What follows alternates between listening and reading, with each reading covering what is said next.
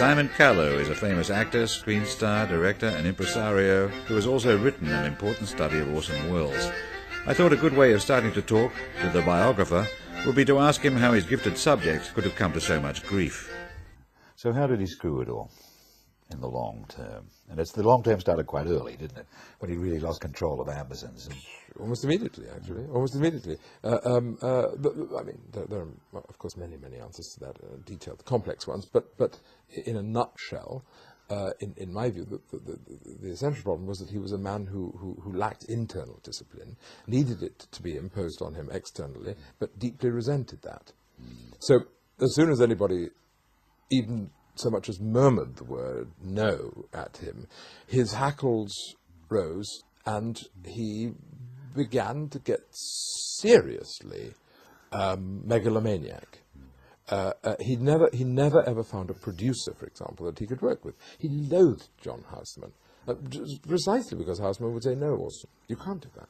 You can't do that. You mustn't do that. We can't afford it. It won't be possible. One sympathizes deeply, but there is a point where that becomes just infantile.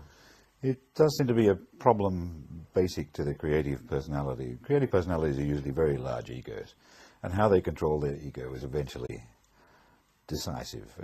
And you take a man like Lawton, for example, and I think Lawton was a truly great man. And he made one of the best movies ever made, The Night of the Hunter. Absolutely. And you think, why didn't he make 20 of them? Yeah. Well, he wasn't really in control of his career, but it's very hard for an actor to be in control of the things he does, isn't it? Absolutely. I mean, there's a very good reason why Lawton didn't make another film, because that was a complete disaster commercially, an absolute flop. And so nobody really wanted to invest in Lawton as a director. And also, he was old. Remember, no, in fact, he wasn't old at all. He was 56, but he was only 5 years away from the grave. He didn't obviously know that. He didn't have the energy, he didn't have the stamina. Welles was made of adrenaline.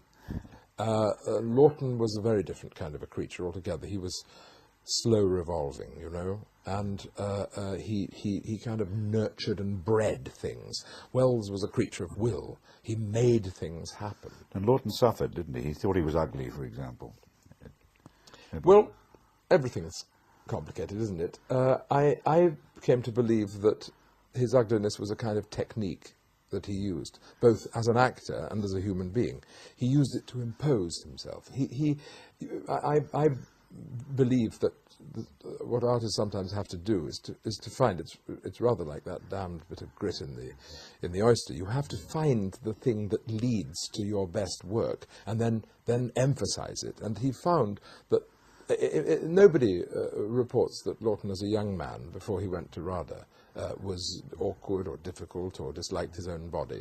But once he discovered that was a route to extraordinary performances, I think he emphasized it tremendously. And he made big public statements about it. But in fact, he also was very famous for taking all his clothes off and running around naked. Now, he can't have disliked his body that much.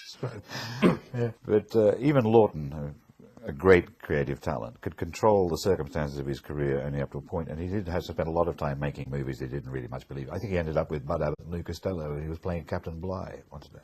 Yes, but he liked that. See, he loved slapstick comedy, and one of his dreams was to be a slapstick comedian. He thought the clowns were the greatest of all. Yes, he was curiously It rather ruins the point I was going to make, but I'm going to make it anyways. It seems to me for actors, they divide into two, well, they divide into 100 categories, but two categories are obvious. There are an actor such as yourself who have all kinds of skills and can write and produce, and you can create circumstances in which you can shine. And then there's the jobbing actor who takes what's going. And in many ways, it's much easier to be the second kind, isn't it? Yes, I suppose so, except that there's a real gift in what the jobbing actor sometimes does, in turning completely ordinary material into something rather individual and special. Whereas the great creative actor generally needs the material there to work with. So, in other words, in fact, I think it was, this is Lawton himself said this, that he had one of there are two kinds of actors. There are the kind of actor who puts on a coat and makes it look as if he's worn it all his life and that it was tailored specially for him. And then there's the kind of actor who puts on the coat and becomes the kind of person who would wear that coat. Mm-hmm. And it's quite an interesting, good physical image, that, because it suggests in the second kind of actor, which is what he was, an ability to submit to a character and to give in and to let go of yourself. That's paradoxical, of course, because you think of Lawton as being tremendously formed. You know, you have a strong sense of who Charles Lawton is, but in fact, if you look at his work, even some of those lesser films, his powers of transformation are absolutely astonishing. From Bligh to the butler in Ruggles Red Gap, to Javert, to that astonishing senator that he played in Advise and Consent at the end of his life, they're absolutely extraordinary reformings of himself. Whereas, I mean, the kind of actor of whom you speak, we might say Cary Grant. Yes. I can't say that my admiration for Cary Grant is particularly less than my admiration for Lawton, because what he did was a thing of such beauty in the manner of what Fred Astaire does, that whether he transforms on it is kind of almost irrelevant. He chose well, too, which is important, isn't it? You just can't take anything. Yes, yes. There's the story about Grant that I love is, and I understand Clint Eastwood, whom I admire rather less, but still, yes. You have to pay him tribute, does the same. And Grant would actually go through the script and take out any line which was exposition and give the exposition to the other actor. Very He just wanted to react to it. Oh, quite. Absolutely. Apparently, well, that's intelligence, isn't it? That's not just taking yes. a job. That's very controlling smart. it. Yes, yes. And I suppose that's one thing star power can do. You can control your circumstances. Yes, although, as you rightly said, Lawton in the end couldn't at all. He tried on several occasions. He became a film producer, but he produced 3 films in the 30s in England, which just didn't work at all. He was a stage director of extreme brilliance, but because his movie flopped, he was unemployable again. When you were sitting there in the stalls when young and seeing your first actors, what kind of stalls were they? Theatre stalls or movie stalls? Was it the movie actors that first attracted you to the profession? Yes.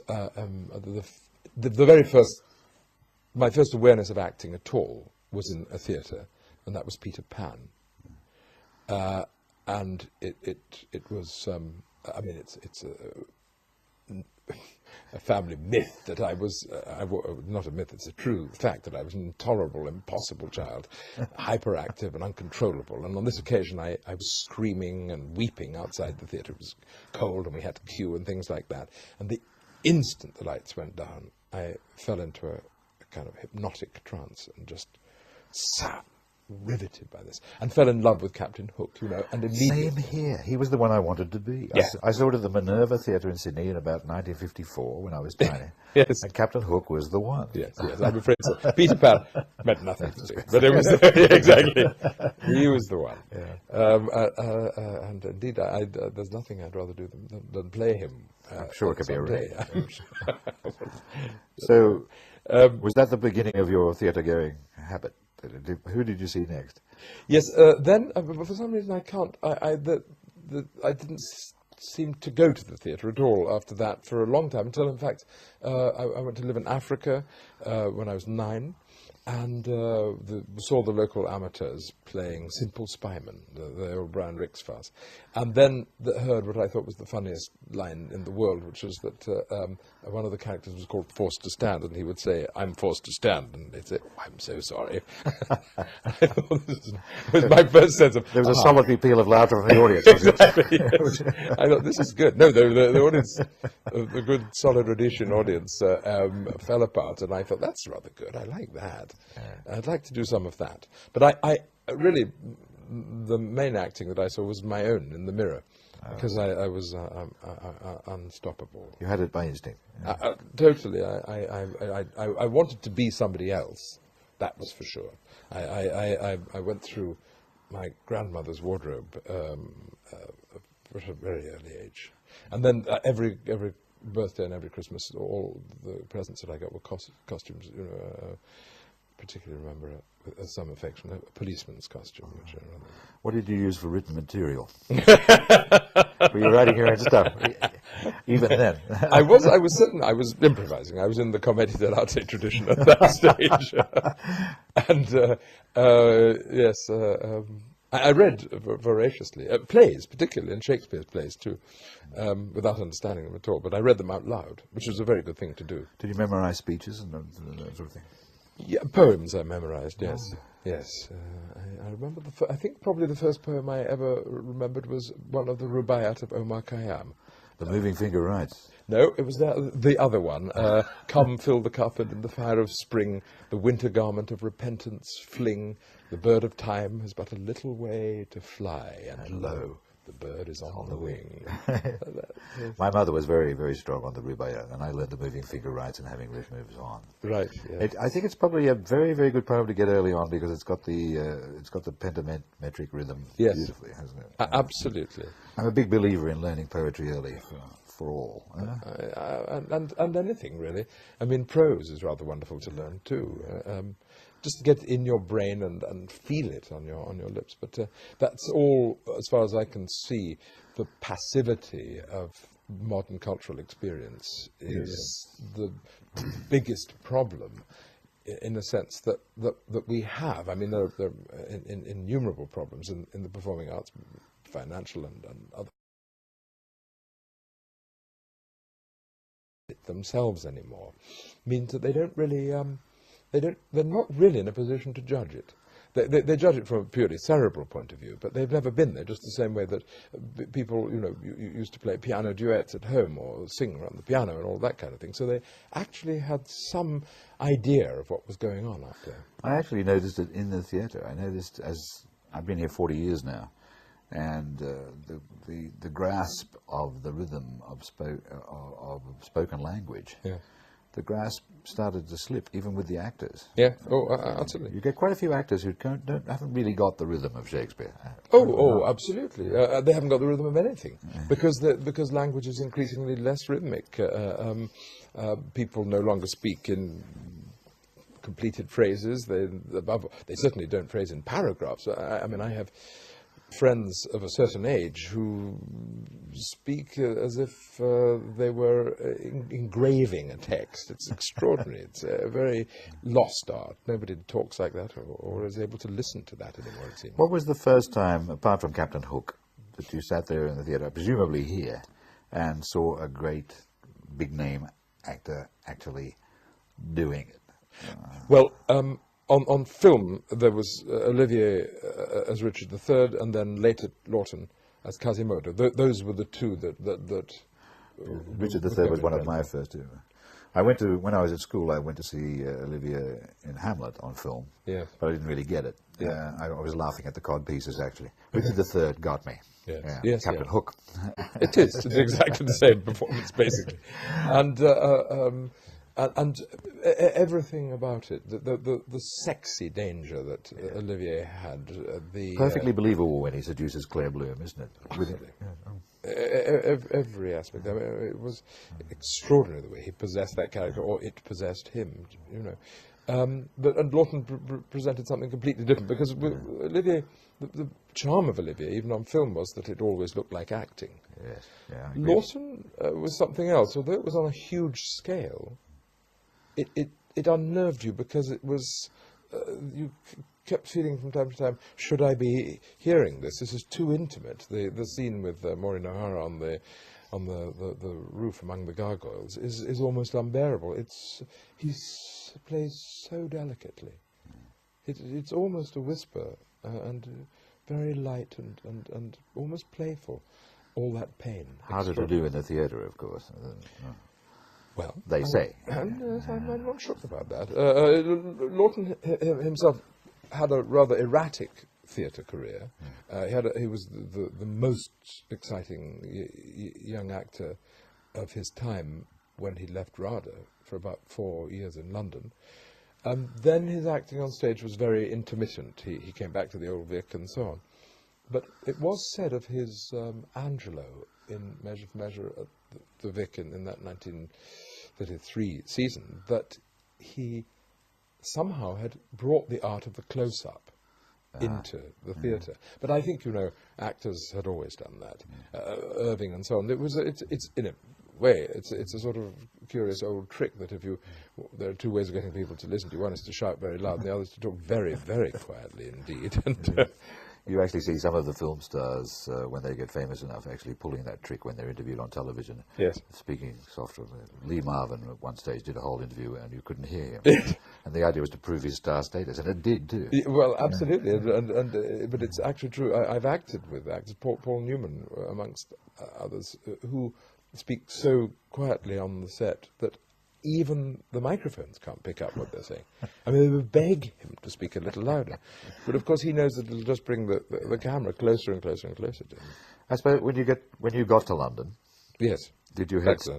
Back to London? Yes. From Africa? Africa, yes. Did you head straight for the Old Vic and the stamping grounds? That's exactly where I went. But the Old Vic at that time was not a theatre of stars at all. It was a company of sort of medium-ranking actors. They had star seasons earlier, but not by the time I got to it. It was in its sort of fag end. The star thing, for me, just started with Olivier at the National Theatre. And then that became, for me, the definition of theatrical excitement. It was an absolutely unique enterprise. When I look back on the early 60s, I realised how lucky I was. I was fresh off the boat from Australia, wearing the only Australian who ever got off the boat in an English winter with an Hawaiian shirt. And I got lucky straight away. I saw Olivier as Othello down at Chichester. I saw Gielgud on stage. I saw them all. They were all there. They were all there, but also, particularly in the case of Olivier's Old Vic, they were there in conjunction with the cream of the subsequent generations. So there were the actors who'd already made names for themselves, like Maggie Smith and so on, and then there were the young Hopkins, young Jacobi, young Gambon, all building their way up through the company, and that was the glory of it, really, is the depth of the casting was breathtaking. Well, many a young man and a young woman has sat there and looked at all that and think, I want to do that. Many of them. And many of them are wonderfully motivated and intelligent, but they don't all make it as actors, do they? The failure rate is colossal. You did. What's the secret? It's not just application. First of all, it's a gift, and it's application. But you've got to be in the right spot at the right time. You've got to... Yes, the usual cocktail of ingredients, opportunity, luck, a modicum of talent, all of that. I think the most underrated quality, and I think you'll find it in the career of everybody who's been successful as an actor, is intelligence. It's very tough, demanding of the brain, acting. Not necessarily, it doesn't make actors articulate in themselves, it doesn't make them particularly profound as thinkers, but you do need to come to terms with language, with words, with thoughts. You're more than anything else, acting is thinking somebody else's thoughts, more than feeling somebody else's feelings. I mean, the feelings, as it were, follow on. If you can get your brain inside a character's brain, then pretty well everything else will follow. You're a walking refutation of the common assumption that an actor is a vacuum waiting to be filled up by a passing personality. You've got plenty of personality of your own, but is there something to it? Has there got to be a malleable condition in the centre of the soul where you can just put yourself aside and become something? Yes, absolutely. We are shape-shifters, that's what we are, and we must be interested in that, in what you might rather poncily call ontological flexibility. You should say that again. Ontological. I've always wanted to have someone on television with me who could use a phrase like ontological flexibility. Well, that's good. Definitely not sending you up, just grateful. But it's so you have to. I think the basic process for most people of growing up is finding, developing personality and sticking with it. The process for most actors is having acquired a personality, then to try to find a way of getting behind it and under it and exploring the possibilities that you might have experienced had you not settled on that personality. Someone smart as you, do you get bored doing the same show again? I mean, the only drawback of the theatre surely is that you'd get it right on Monday, you've got to get it right again on Tuesday. I've never got anything right yet, so I haven't suffered that problem. There are certain, I mean, if the material is not in itself nourishing, then it does get. Does it ever happen? It is like being sick on an empty stomach. Stood up there and thought, God, Christ, I'm wasting my time here. Oh, have I ever? That I do try to avoid now. That I really. That's exactly what you look at. You think about it. Well, is this going to? Is this going to sustain me even for a week? You know. So, whereas movies, of course, you don't have that problem. So you can. Do material that is inherently non-sustainable. Do the movies spoil you for the stage in that way? No, it's just really nice to be able to move between the two because they're so different in feel. The sensation is completely different. The point about the theatre is that it's always an art of projection. Whereas when you're acting for a camera, there's nothing to do with size of performance or volume, but you must always somehow swallow the camera. You've got to sort of absorb the camera into your ambit, and you mustn't. Wells said this very well. He said the problem with Larry as a film actor is that he tries to dictate to the camera, and you can never do that. It's often said about him, isn't it? But it actually works in Richard III and to a certain extent in Hamlet. But there are ordinary parts that Olivia played where you can see him projecting into the one device you don't have to project it. Yes, that's absolutely right. But of course, when he didn't do that, then he was quite astonishing sometimes. Yeah. There's a film that they made for the Festival of Britain called I think it's called the Magic Box, which is about William Freeze Green. Marvellous book. And he plays a Bobby. He's terrific. He's astonishing. The man, Bobby's the only man that Green can demonstrate his new invention to, and his the vulnerability of his expression is just glorious. Remember very well. Saw it in Australia 45 years ago. Remember it now. Right. Robert Donat, fantastic. Yeah. Is there a British film industry, or is it a branch of Hollywood? No, I don't think it is. It's not. It is a film industry of its own, but it's not quite the film industry one would like it to be. But that's, as usual, it really does just come down. Well, I was thinking of Shakespeare in Love. There you are in the middle of it. So I think it's a marvellous picture. I love Shakespeare in Love. It was great. But eventually the shots are called from Los Angeles by Miramax. If you trace it back, yes, the power is there. But in that instance, he trusted Tom and he trusted John Madden completely. And I don't think there was any kind of interference, whatever. That certainly wasn't the impression one had on the set. But what I just rue is the absence of the kind of film that Ingmar Bergman made. Yes. That's my idea of really grown-up cinema. Why can't it be done? Surely you and a few people like you can set it up. All you need is millions and millions of pounds. Yes, that's exactly. the problem, isn't it? Well, totally. There's no, no domestic market you can make your first. Bergman was a very unique position because he was immediately recognised in Sweden as and they all speak Swedish. Astonishing. Yeah. Well, isn't that the problem here? Is that it's distorted by the fact that we speak American. Yes. Yeah. I'm sure that's absolutely right. And the danger is that we impersonate ourselves, as it were, for an American market. But and you might indeed say that of Four Weddings and a Funeral, but nonetheless, Four Weddings and a Funeral is also a film of great charm. It has been said of Four Weddings and a Funeral, but I loved it. Yeah, I think it's delightful. I think it's not inauthentic either. I think it is. We are like that to some extent. It's in a great tradition of English comedy. Yeah. I suppose there's no changing that. I'd like it to happen too. I've often thought how marvellous it would be to write and direct for an industry in this country. The Australians have managed it. Yes, they have, remarkably. Yes. With a very small population, only 20 million people in Australia. Yeah. But for some reason, they don't feel obliged to become. Apart with the obvious exceptions like Crocodile Dundee, they don't seem to feel obliged to present a pantomime of Australian life. In fact, it's strictly ballroom. If it had been under Hollywood control, wouldn't be the way it is. And it's one of the reasons it was a hit in America, because a special audience thought it was unique and strange. And it is, and it's a gorgeous film, absolutely. Have you got any projects like this up your sleeve by any chance? I have a film that I've been wanting to make since I was 15, therefore long before I became an actor, director, or anything else. Christopher Fisher was Mr. Norris Changes Trains. Terrific. A great comic novel, one of the great comic novels of the 20th century, and a very rather important and disturbing one as well, because it pits this fabulous, picaresque rogue against the rise of Hitler in a very striking and disturbing way.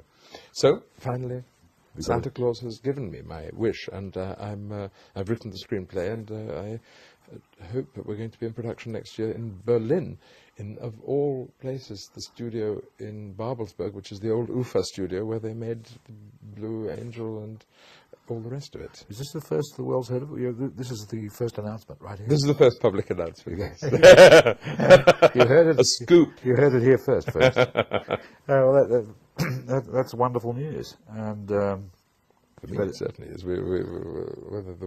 I've made one film before. I directed a film of The Ballad of the Sad Cafe, and that wasn't such wonderful news, but that was very... Cars and McCullers. We used to call it the salad of the bad cafe in Sydney. Of course.